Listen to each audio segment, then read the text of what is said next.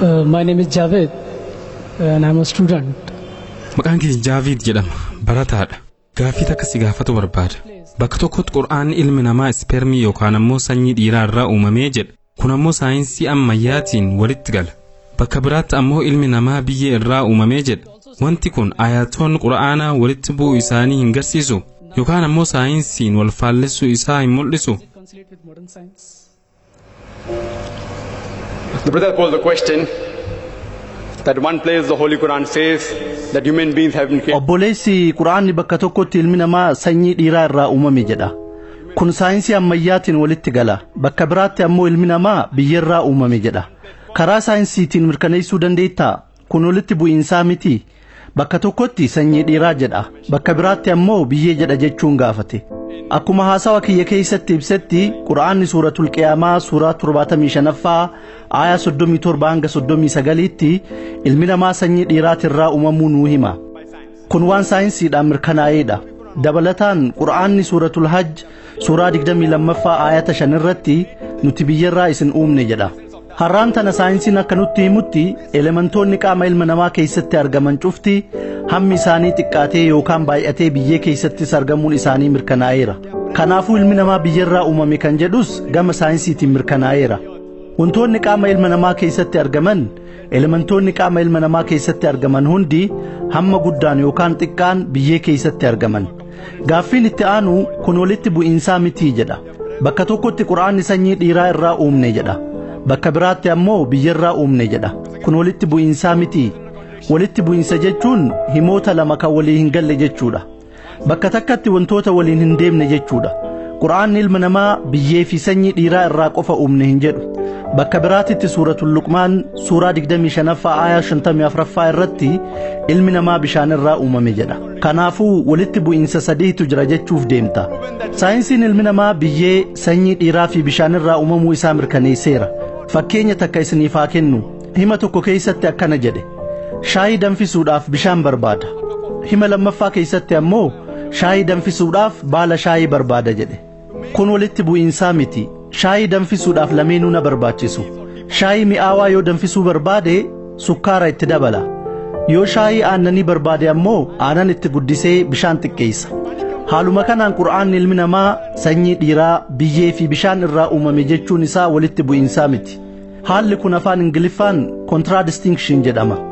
Waan waa'ee tokkoo karaa walitti hin buuneen karaa garagaraan ibsuu jechuudha. Fakkeenyaaf namni kun amanamaadha, gaariidha, kan nama jaalatuudha yoon jedhe contradistinction jedhama. Haa ta'u malee namni kun yeroo hunda kijibaa fi dhugaa dubbataadha yoo jedhe walitti bu'iinsa jedhama. Sababni isaa amaloonni kunniin lamaan amala walii faallaati. Kanaafuu yoo walitti hin buune wal gargaaran jechuudha. He is kind and loving. It is contradistinction.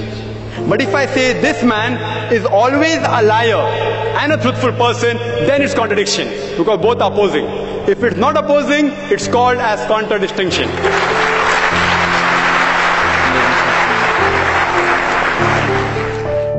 Assalamu alaikum, brother. I'm asking this question on behalf of... Assalamu alaikum obboleessa. Gaaffiin kun kaayiriyyaa kiyyaati. Muslimaa miti. Maqaa isaatis ibsuu hin barbaadu. Ogummaa isaatiin injiinara. Wanti gaafatu barbaadu. Qur'aanii saayinsii ammayyaatiin walitti hin bu'uu jedhama. Garuu Qur'aanni Nabi Aadam alayhissalaam nam jalqabdachiitan irratti uumameedhaa jedha. Kun ammoo tiyoorii Chaarlis Daarwin kan evolutionii walitti hin bu'u. Obboleessi Qur'aanni saayinsii wal sima jedhama.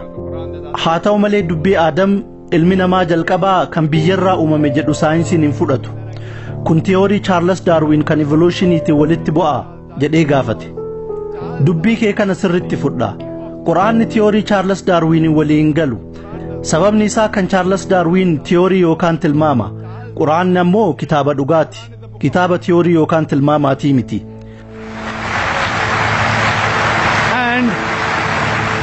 If you read the book of Kitaaba Chaarlis Daarwin kan Origin of Species jedhu yoo dubbiste, Chaarlis Daarwin doonii HMS Beagle jedhamu yaabbatee gara iddoo lakaaloo Troopis imale. Achittis allaattiiwwan qoffee isaaniitiin muka uran arge. Hamma allaattiin sun muka ure irratti hundaa'ee qoffeen allaattiidhaa gabaabaa yookaan dheeraa ta'a. Kanarratti hundaa'ee tiyoorii isaa beekamaa kan natural selection jedhamu lafa kaa'e. Haa ta'u malee xalayaa hiriyyaa isaa toomsaniif barreesseen waa'ee tiyoorii kiyyaa waan mirkaneeffadhe takka illee hin qabu. Garuu qoqqoodamiinsa embriyoolojii, rudimentary orgaanii fi kanneen biroo irratti waan na gargaaruuf itti fayyadama jedhe. Saniin ala Charles Darwin mataan isaatu tiyoorii isaarra mudaan akka jiru ni amana.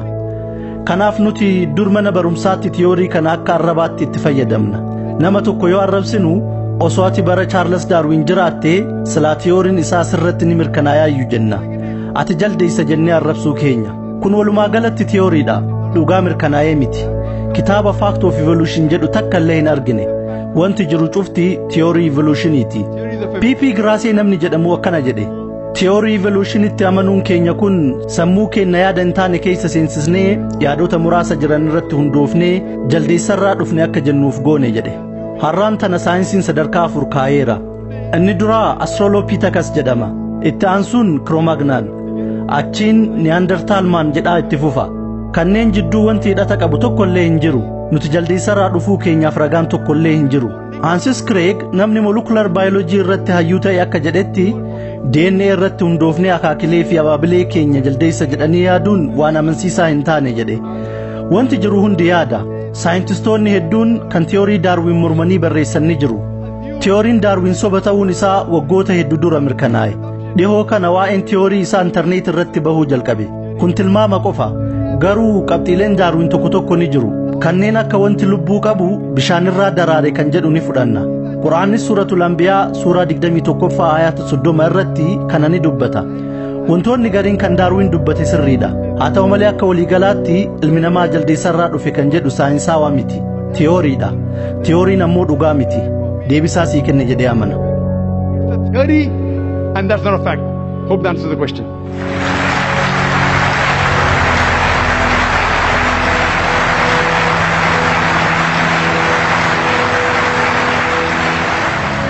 I am Ibrahim.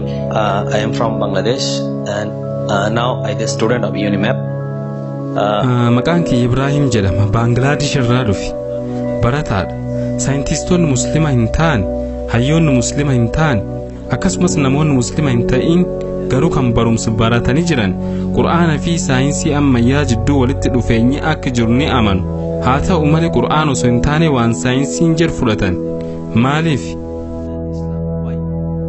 But that's the question that the people now know. Obboleessi namoonni barata walitti dhufeenya saayinsii fi Qur'aana jidduu jiru ni beekan. Garuu saayinsii ni fudhatu. Qur'aana homaa fudhatuu didan jedhee gaafate. Akka kiyyatti hundi ni beekan hin jedhu. Garuu hedduun ni beeku. Saayintistiin hundi walitti dhiheenya Qur'aanaa fi saayinsii jidduu jiru hin beeku. Saayintistoota hedduu waa'ee Qur'aanaa beekan keessaa muraasni karaa sirrii arganii Islaamummaa fudhataniiran. Waa'ee namoota Islaamummaa qeebalanii isinitti himeera. Saayintistoonni dhibbaan lakkaawaman kan Islaama qeebalan ni jiru. Yeroo hedduu dhugaa ni argita. Dhugaa saniinis walii galta. Haa ta'u malee wanti ohii waan sodaachisuuf dhugaa san fudhatuu didda. Yoo amantii jijjiiradhe hawaasni maal naan jedha? Haadha abbaan kiyya maal naan jedhan? Haati warraa tiyya maal naan jetti? Jechaa dhiphatan. Kanaafuu dhiibbaan hawaasa irraa isarra dhaqqabuu malu akka dhugaa hin fudhanne isa dhoorka. Dhugaa yoo argite qeebaluu qabda. Haa ta'u malee namni dhugaa arge hundi dhugaa san hin fudhatu. Kunuu qormaata. Eega barumsaanii kenni dhagaheen booda namni Muslima hin ta'in kan saayinsii baratu qorannoo gaggeessuu qaba. Kuni kitaaba akkamiiti jedhee qoratuu qaba. Waa'ee astronoomii dubbata, waa'ee marsaa bishaanii dubbata, waa'ee jiyooloojii dubbata, waa'ee zooloojii dubbata, waa'ee baayoloojii dubbata, waa'ee bootanii dubbata, waa'ee embriyooloojii dubbata, waa'ee ashaaraa qubaa dubbata, kanneen birootis hedduu dubbata. Namni dhugaan dhugaa barbaaduu fi amanamaan namaa gara karaa qajeelaatti ni qajeelfama. Haa ta'u malee namoonni hedduun amantiif bakka hin kennan. Yoo Islaamummaa qeebale farshoo dhuguu dhiisuu qaba. Kanaafuu maaliif qeebale jedhee dhiisa. Yoon Islaamummaa qeebale zinaa godhuu hin danda'u. Gumna dalaguu hin danda'u. Islaamummaatti yoon seene guyyatti yeroo 5 salaatuu qaba jechaa sodaatan. Wantoonni akkanaa akka isaan Islaamummaa hin qeeballe isaan godhan. Dalagaan keenya dhaamsa Islaamummaa namoota Muslima hin ta'in biraan gahuudha. Qeebaluu fi qeebaluu dhabuun harka Rabbii jira. Yoo qeebalan alhamdulillah, yoo qeebaluu dhaban rakkoon hin jiru. Nama tokkollee dirqisiisuu hin dandeenyu. Garuu guyyaa qiyaamaa nama sanitti himuu keenyaaf ragaa nuuf ta'a.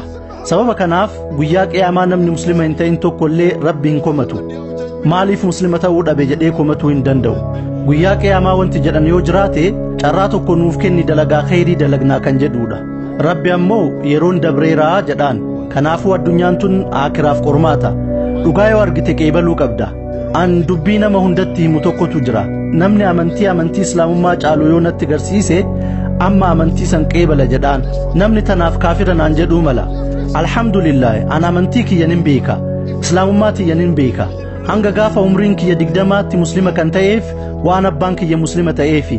San booda amantiiwwan hedduu qoradheera. An barataa amantii wal bira qabuuti. Namni amantii islaamummaa caalu ni jira jedhee yoo natti mul'ise kitaaba quraana caalu namni natti mul'ise yoo jiraate amantii kiyyan hin jijjiira. Dhugamoo soba isin garuu akkas jechuu hin dandeettan. Sababni isaa isin barattoota amantii wal bira qabuutii miti. An barataa amantii wal bira qabuuti. Kitaabban amantii isaanii dubbiseera. Namoonni dhugaan haqa barbaadan hedduutu jira. Alhamdulillah guyyaa guyyaan namoota kumaatamaan lakkaa'amantu islaamummaa qeebalaara. Sababa Peace TVtiin kanneen dhibbaan lakkaa'amantu islaamummaa qeebalaara. Warra haqa barbaadu akka Rabbi isaan qajeelchu du'aa isiniif godha. Deebisaa siif kenne jedhee abdadha. Hearts on truth. When they hear and you find alhamdulillah every day thousands accepting Islam. Thousands. Only because of Peace TV, hundreds, alhamdulillah. So pray to Allah subhanahu wa ta'ala that may He give hidayah, guidance for the people to come on the straight path. Hope that answers the question. Thank you. Bangladeshi people love you so much. Thank you, doctor.